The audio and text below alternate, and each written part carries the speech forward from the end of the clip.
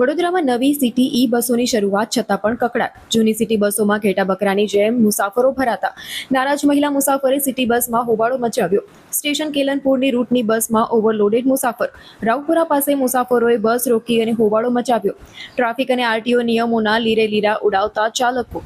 Vinayak city bus સેવા દ્વારા મુસાફરોના જીવ સાથે ચેડા થઈ રહ્યા છે.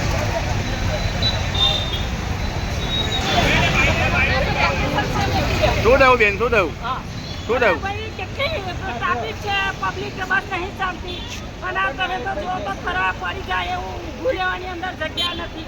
એક દિવસનું નથી, કાયમના રાડા છે, કાયમનું આવું છે. કેટલી પરિસ્થિતિ નથી પરિસ્થિતિ નથી સારી, પરિસ્થિતિ નથી સારી. નવી બસ આવી ના તો અમારે કોઈ શાંતિ નથી.